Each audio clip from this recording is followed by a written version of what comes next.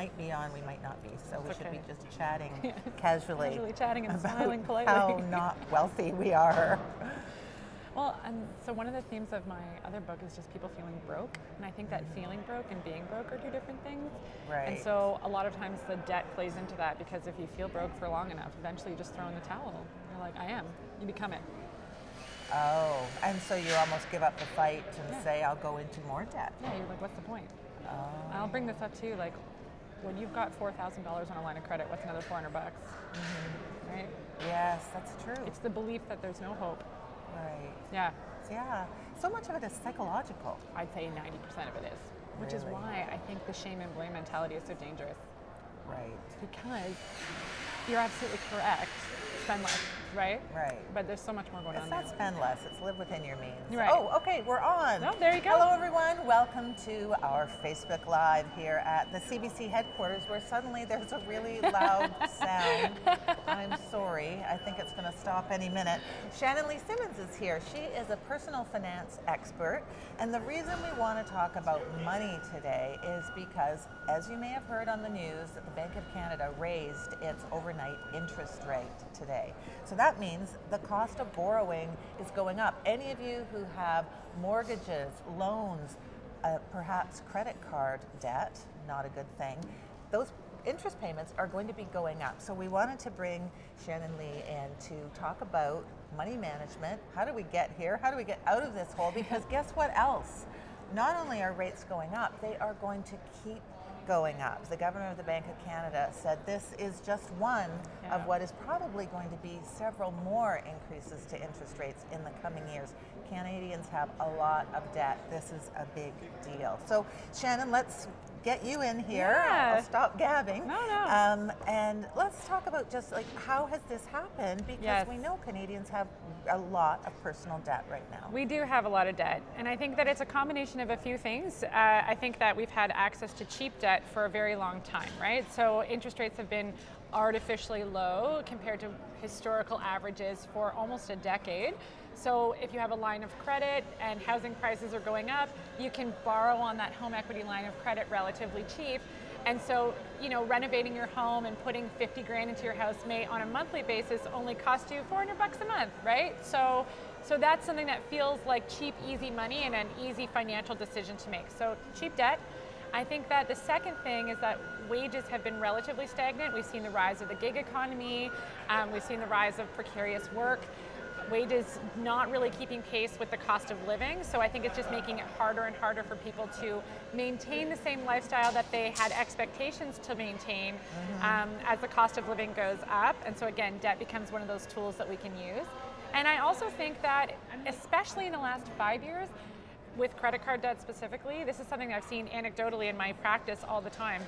We have apps that you don't even have to take out your credit card anymore. You don't even know how much you've spent to get a taxi or to get food delivered or food ordered or something. Oh, right. And if you go to your favorite online retailer, all of your credit card information is stashed in the cash.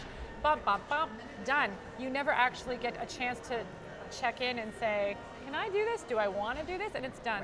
Right. So I think those things are what's making us in debt. Okay, so now the reason I've got my phone here is texting. I'm not texting, I'm not being rude. We want to take your questions, of course, on Facebook. So comment on our live stream here, and we will be going through those questions and asking Shannon for the answers. And you mentioned your practice. I mean, this is your business, right? It's helping people with their money. Yeah, so we do a fee-only financial practice, and what's cool about being fee-only is that we get to work with clients who have debt and also who are building wealth and the whole spectrum in between, so it's not boring. I want to build wealth. Right, and so one of the things with all? debt, which I think is an important thing to say as we're talking about paying down debt, is that when we're talking about building wealth, we're not talking about simply savings. I say this a lot, it's way more emotionally satisfying to see $1,000 in a RSP than it is to see a line of credit go from $35,000 to $34,000. True. However, from my point of view, your net worth, which is all of your assets minus all of your liabilities, what do you have minus what do you owe, just went up by $1,000 regardless of which one that you chose. Right. So paying down debt is a form of wealth building and is a form of saving. I have to interrupt here because the questions are starting to pour in. Thank you very much. Our first one is from Nicky Hodges, and he comments, I have no debt. Great. Good He for you. says, stop buying things on credit, live on what you make. Can Shannon respond to this opinion? I would love to. So I think that your opinion represents what most people who don't have debt think about debt, and maybe those who have debt are afraid to get told if they actually confess to somebody that they've got it. So one of the things that I think keeps debt from happening and keeps people mired in it is this thing that I call the shame and blame mentality.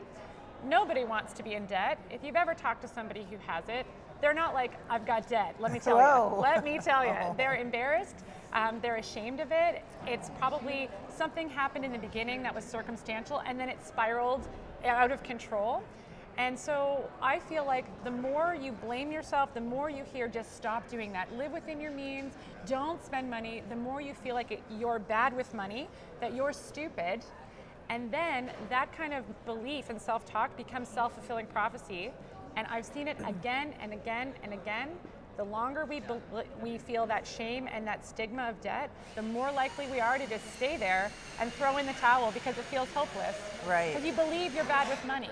Well, and part of us talking about this is because of this special programming we're doing this week on CBC, which is called Debt Nation. We knew that this increase in interest rates was coming. We know Canadians have a lot of debt, so Shannon Lee Simmons is here with us to answer your questions about debt. And we have another one here, a comment from Patty Douglas. He's saying, I'm hoping that rising interest rates will make me better interest than I am making on continually shrinking mutual funds. So the other side of the coin here. So if you don't have debt, rising interest rates is a great thing. So rising interest rates is wonderful for savers and scary for people who are leveraged. And so if you're in a situation where you're excited about that, then that means you probably don't have debt. And yes, if you're thinking about how that might perform compared to equity markets or if some of the products that you might be in, like mutual funds, then this could be a time that you might want to revamp things, and it could mean, even cash-based products like GICs are giving a better return. Yeah, actually, Margaret Ann McHugh also is asking, will GIC rates be likely to continue rising this year too? So, I mean, it's likely. Yeah, I can't guarantee that, but it's likely. All right, so Brittany Latouche, she is asking, does this impact student loans? Yes, so most of the time student loans are floating rate. So floating rate just means that they're pegged to prime. So there's a prime interest rate plus or minus a certain percentage. And so if the prime interest rate, which is based off the overnight lending rate that the Bank of Canada sets, it's a domino effect. So the Bank of Canada raises those lending rates, the prime interest rates at most banks go up. If you have something like OSAP, that would go up as well. And so yes, the amount of interest that you're paying on your student loan, if it's a floating rate loan, would be impacted. So the first thing that you want to do is figure out, if you look at all your debts, which ones are fixed rate and which ones are floating rate. Because the fixed ones won't be affected by this, the floating rate debts will. Okay, we have another question that is related to what you're talking about right there. But first I should just mention we are coming to you live from the CBC headquarters in Toronto. Kind of a dynamic environment here. Lots happening. I'm hoping it's not too noisy for those of you listening at home, but we are mic'd. It should be coming through clearly. Okay, there's like cheering going on. Never mind, we're ignoring that. Sarah Connor on Facebook says, what is your advice for those who have variable mortgage rates in the face of more rate increases? Right, so the first thing I would do is reach out to your mortgage specialist. So whoever you were working with to get that, or if you have a financial planner, a customized piece of advice is going to be way more impactful for your life than anything that I'm going to say right now. That being said, if you have a variable rate, then you want to be paying it. If you have no other debt, so no credit card debt, no line of credit, no consumer debt, and so your only debt is your mortgage. If you do have extra money, I usually would say let's take advantage while rates are still relatively low, given that they may potentially still go up in the future, and hammer down as much as you can while you can. But just keeping in mind, one of the things I'm seeing anecdotally with clients is because people are so worried about their mortgage, because mortgages have been very big because the housing prices have gone up a lot. Yes. The fear of having a higher mortgage payment every month is freaking people out, so they're throwing money at their mortgage, which is a good thing, but they're forgetting about maybe having credit card debt or other lines of credit or car loans that you might be getting a bigger bang for your buck financially if you prioritize those debts first. So that's why I say make sure you get some customized advice for you, because it's not just a blanket statement like pay it down. There's a lot of moving parts. Right, and actually our next question is from Taj Pada, who asks, how will this interest rate hike affect credit card debt? It depends. So oftentimes it depends on your product and it depends on your financial institution. So at the end of the day, every single bank is able to set their own prime interest rate based on however they want to do that given the key lending rate. So if they have credit cards that are going to be impacted by how much their prime lending rate has gone up, it may go up soon. It also might be a fixed rate so that the rate's not actually going to impact you tomorrow. So the advice that I have for you is to look at your product, call your bank, and ask if your credit card, the actual effective interest rate that you're going to be paying is going up given these new rates. It may not. We're here with Shannon Lee Simmons, personal finance expert, because interest rates are going up and they're going to keep going up. The Governor of the Bank of Canada announced this morning that again, a fifth hike since July of last summer is coming into effect, and that's going to ripple through anyone who's got interest rate on any kind of borrowed money, whether it's a mortgage or a loan or credit card debt. All of those things are going to be affected. And he's also indicating that there are more interest rate hikes to come. So we're wanting to talk about how do you get along in this new environment. It's very different. It's been 10 years, as Shannon was saying, that we've had super low interest rates, and that era is sadly coming to a close. So here's another question from Facebook. Please send us your question if you have one. Jamie Atchison asks, does this affect car loans? It could. Again, it goes back to that variable versus like whatever your contract states. So typically, I would say that it probably does. If you've got a car loan that's 0% financing, then maybe not. So I would go back to your contract and look, are you in a floating rate loan or are you in a fixed rate for the term of your car loan? It would really depend on what you signed up for.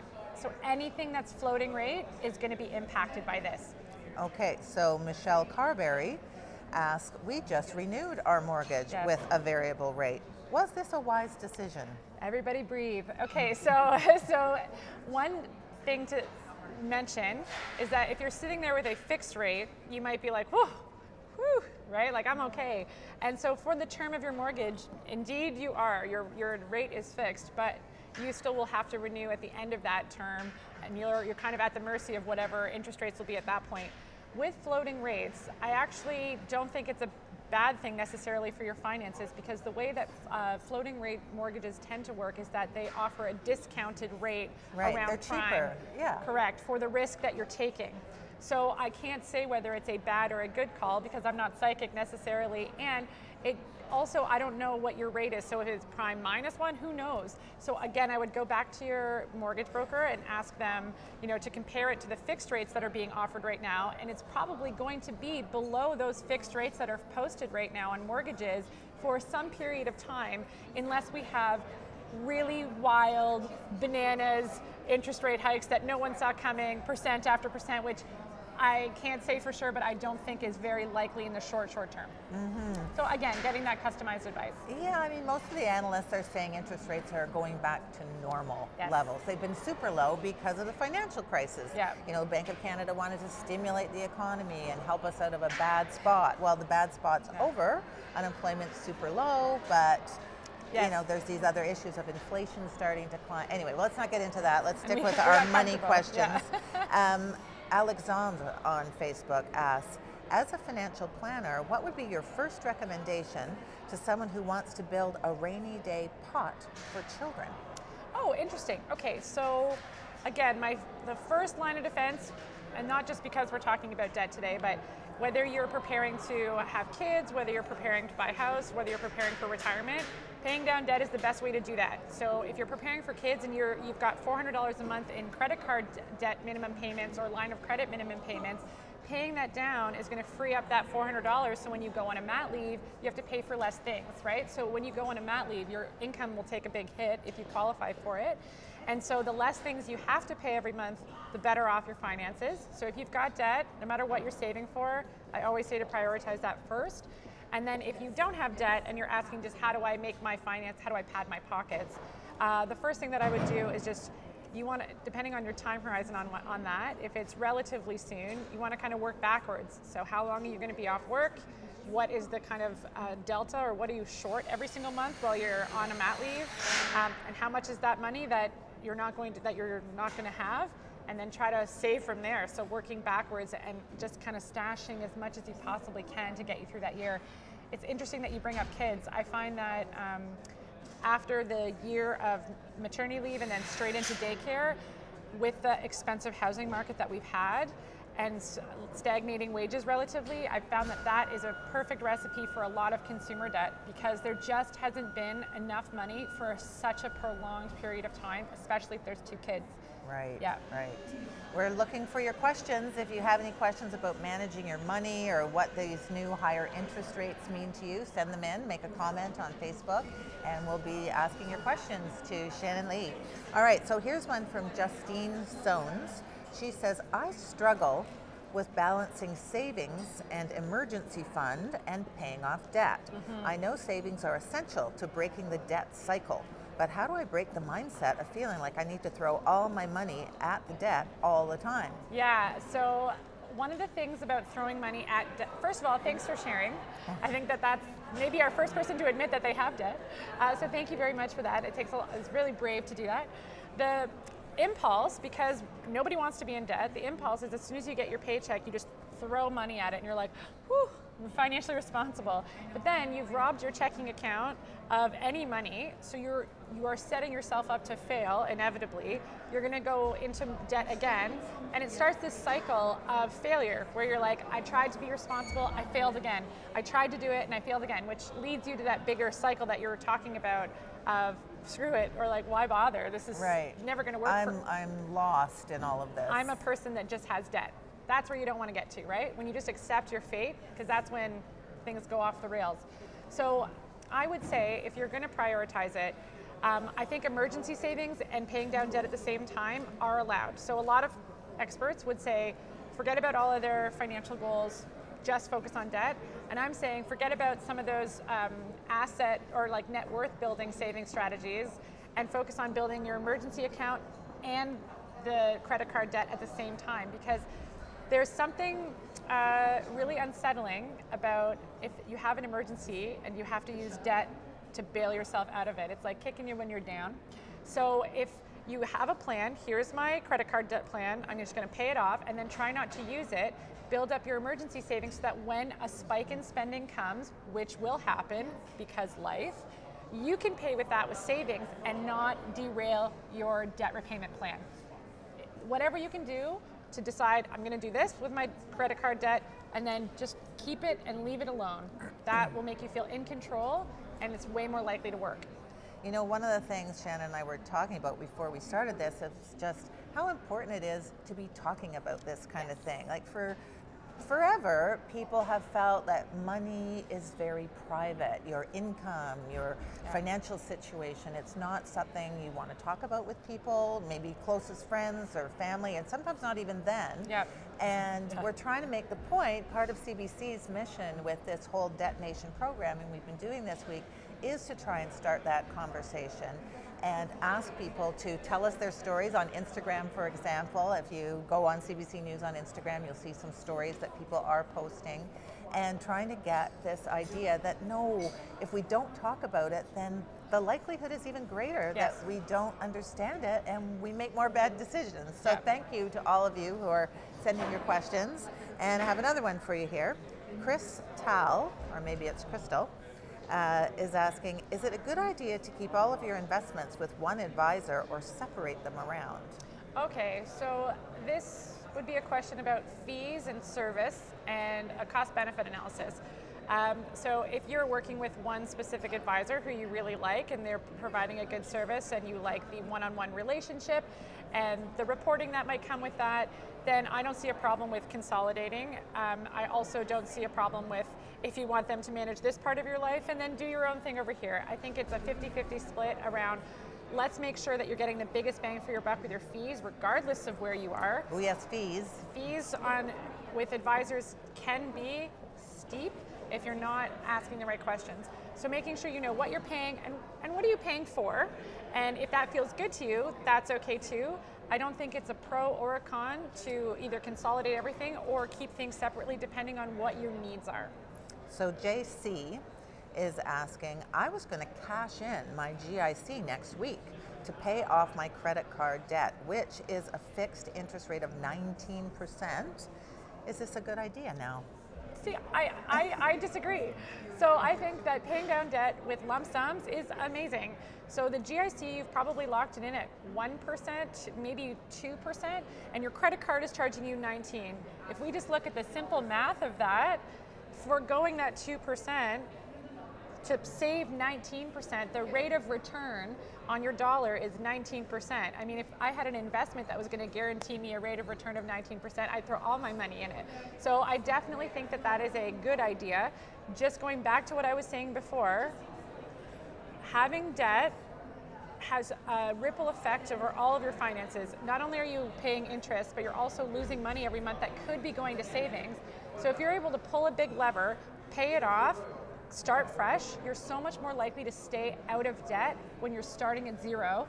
Because, and I was saying this to you before, when you have $4,000 on a credit card, what's another 400 bucks? It just gets lost in the shuffle.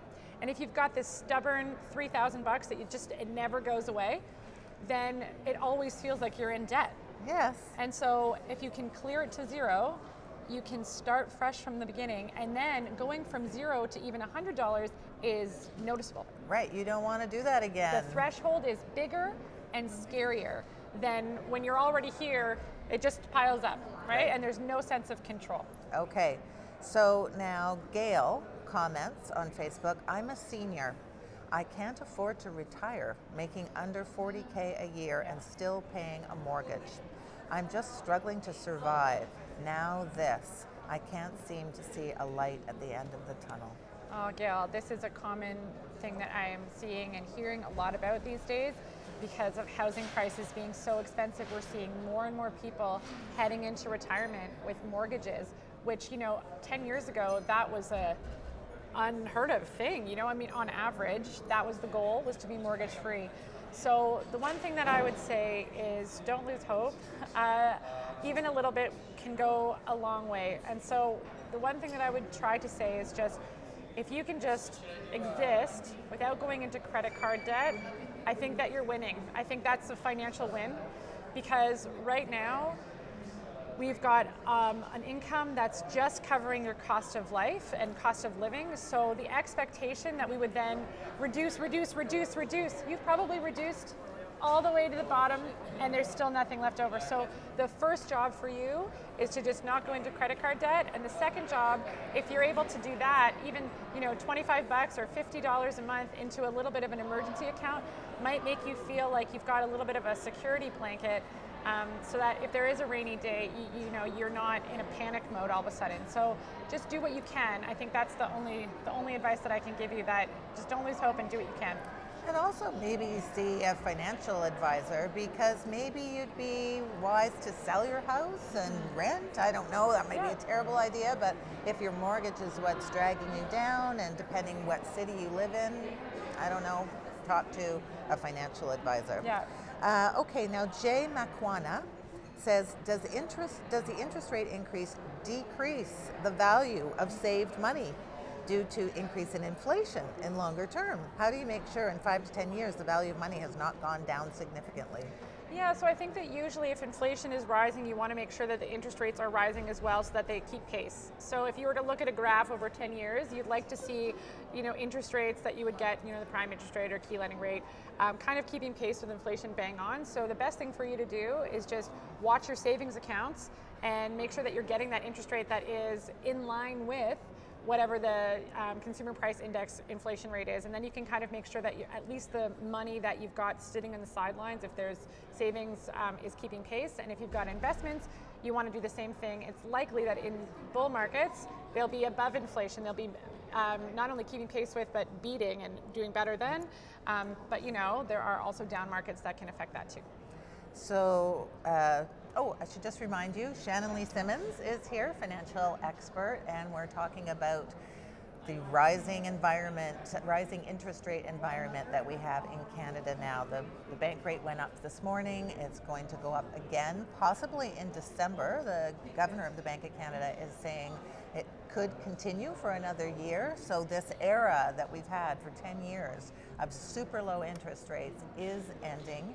And we have Shannon here to answer your questions on Facebook. If you want to make a comment, send us a question and talk about this whole issue of debt and how we manage it. Okay, so Richard Aubé says, my mortgage is variable rate. Looking back at my rates, they've always been lower than fixed ones. Is this going to change in the future?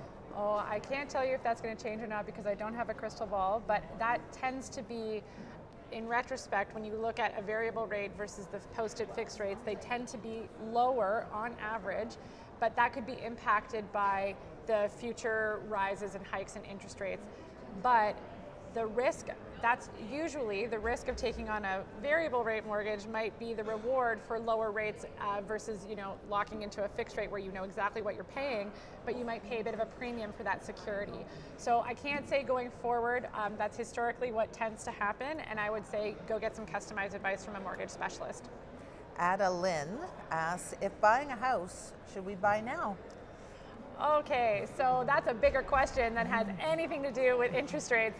So I would say buy a house you can afford, even if, so there's the federal stress tests that are put on now. So now you have to, it doesn't matter what interest rates are that you'll actually pay on your mortgage, you have to be stress tested around 4.6%. So that's great because now people are not able to get a mortgage unless they could handle the monthly payments right there.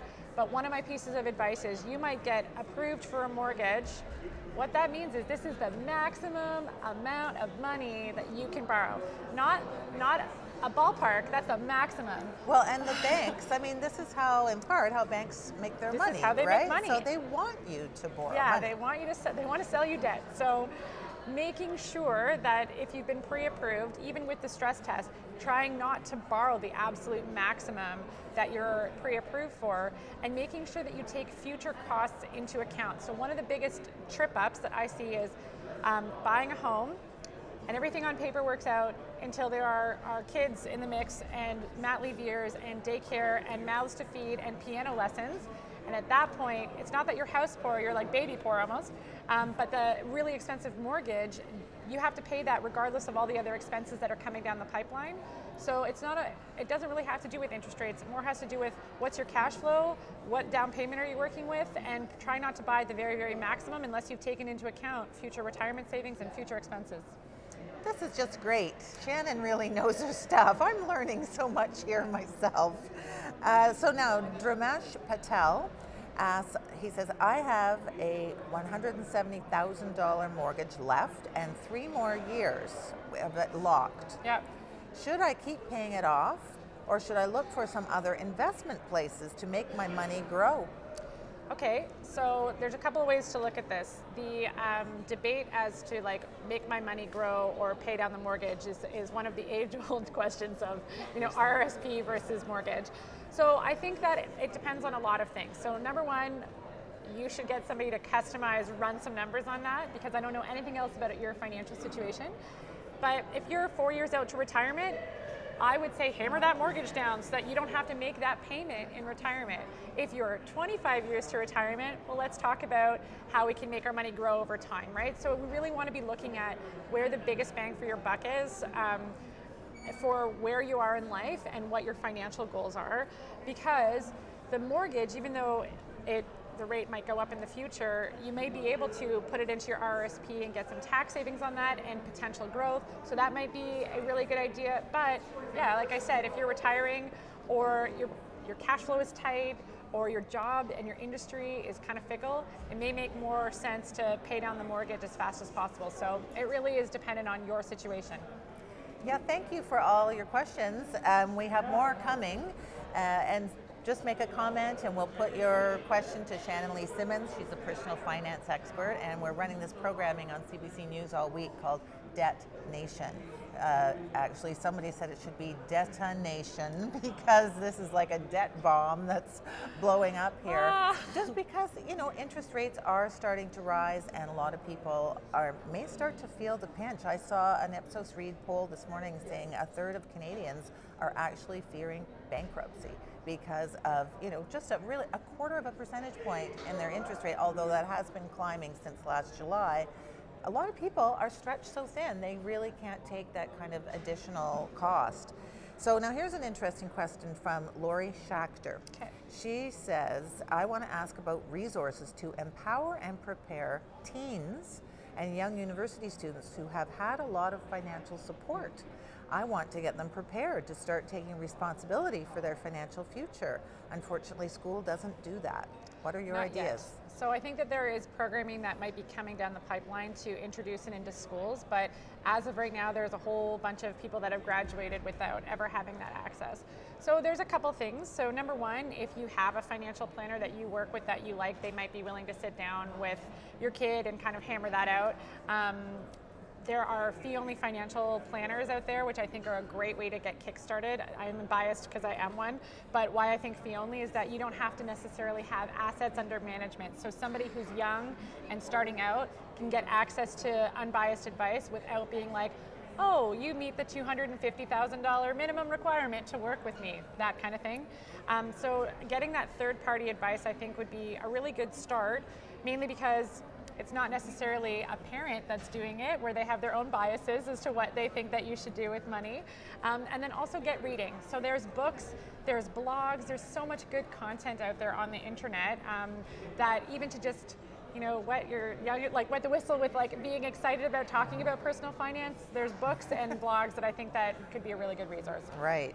I have a question that whether you have a top tip in terms of trying to start to slow down your spending and potentially borrowing. Because I actually met a woman this morning in the makeup room. She's a woman who paid off $52,000 of debt in a year. Wow. And what her top tip was pay cash. She said it's so easy now to just tap away and it's like this invisible money is just disappearing somewhere.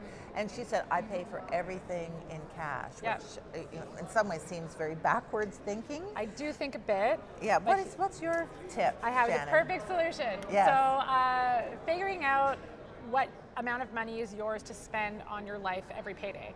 So when your money comes in, it has to do a lot of things. Pay your bills, also pay for groceries, also pay for, you know, or maybe save and that kind of thing. So kind of figuring out what's mine that I can actually spend on groceries, gas, life, without risking not being able to pay my bills. Isolating that in its own checking account, so that's the only money you have to blow to zero between now and the next payday. So all the must-pay things, that amount is in a separate bank account. It's where money goes to die. It's like not your money. You can't spend it. The mortgage is due or the rent is due. Right. And then what you have is the money that you can spend in a separate checking account, guilt-free. And I use Interact, and I'll tell you why.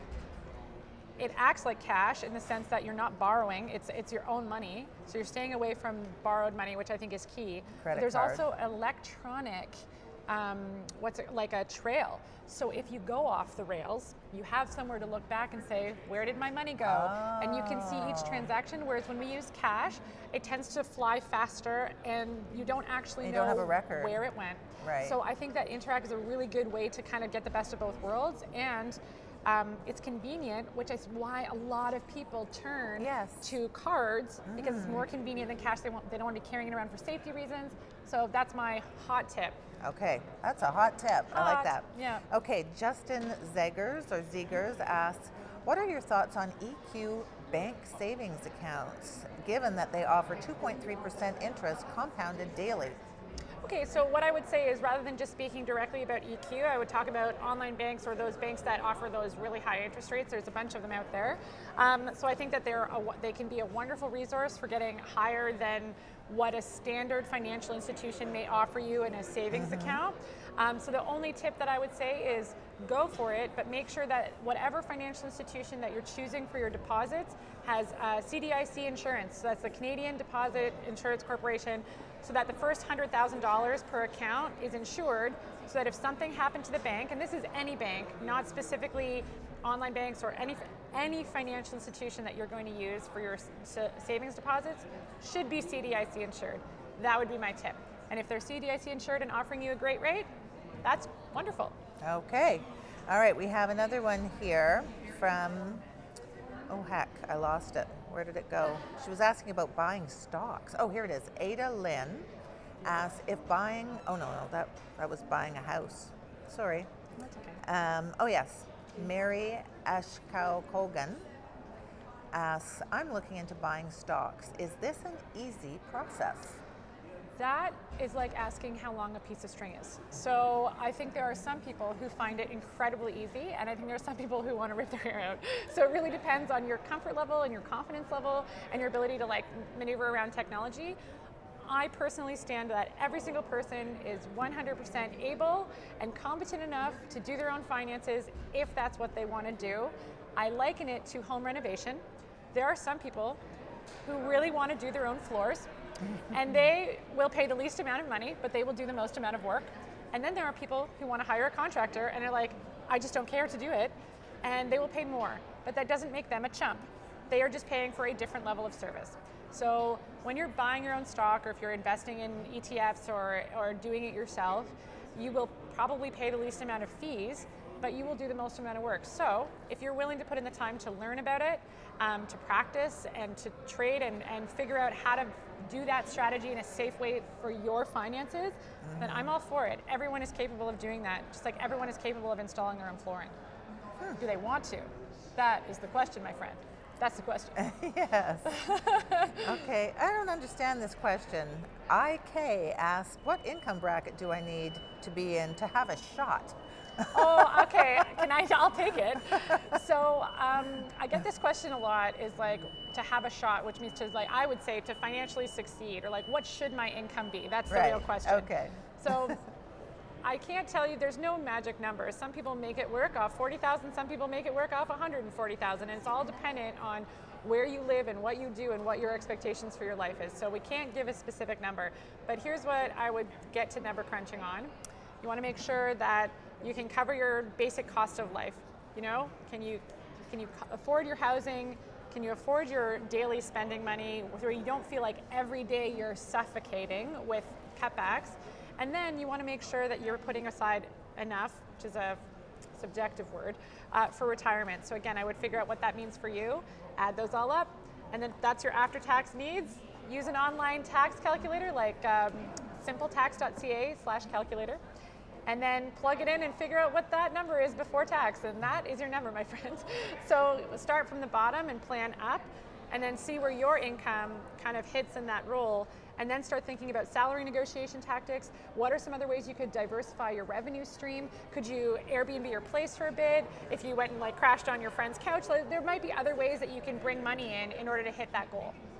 All right, so just to wrap things up here, I have one last question for you, Shannon, and that has to do with what we were talking about, the stigma of debt. Yes. And I was saying, you know, someone had said to me, shouldn't there be a stigma around debt? It's not good. Live within your means. Don't get into debt. And, you know, we're saying with this CBC News special programming, The Debt Nation, we want to try and reduce that stigma, because the more people talk about it, then maybe that's going to make things better. And I'm curious about your observations on all of that. I completely agree. So I sit on the front lines of financial planning every day, and I talk to clients and, you know, hold their hand because they can't afford to put their kid in hockey, or that went on a line of credit. Oh. So it's easy to sit back and say, just don't spend money. But, you know, if your kid is good at hockey and you want to put them in there and you don't have that, you're probably going to do it anyways. And so the one thing that I think is really important for all of us as a society to do is to talk more openly and less judgmental about our finances, whether that's debt, whether it's what rate of return you got in your DIY stock account, whatever that is. When you judge someone else's finances or say that that's, I can't believe they paid that, or I can't believe they're spending money on that, you just told that person, don't ever talk about money again because I'm going to judge you. And then when we are siloed in our own financial failures, or we feel like we're a financial failure, you are I would say 10 times more likely to continue that behavior because you genuinely believe that you are stupid, that you are bad with money. Right. And so why would you bother trying to change because you're just a person that's not good with money? And I think that every single person has the potential to be good with money, but we just need to believe that we are capable of actually making the change and moving the dial in our finances. And so that comes from actually believing that we can do it. And when you have people who support that, then you're so much more likely to, and then you're accountable. If you can say to someone, I've got debt and I don't know what to do about it, now you've asked for help, wonderful. Instead of Googling the answers at 3 in the morning when you're having anxiety. So now maybe you've got a custom answer for you and a plan that actually makes sense. 2, you might have somebody in your life who, if they didn't jump to that place of judgment and shaming, might be like, awesome, how can I help?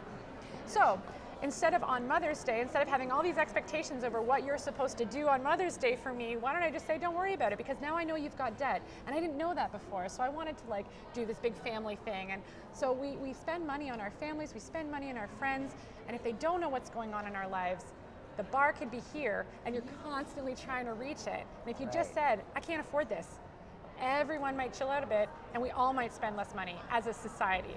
So let's all just talk about money and lower the standards a little bit for everyone. All right, well, Shannon Lee Simmons, author and personal finance expert, thank you so much for having me. All the great comments. Thank you to all of you who watched, and keep watching CBC News this week. We're going to have all different programming related to this new climate of growing interest rates that are going to keep coming for a while yet, and there's lots to learn.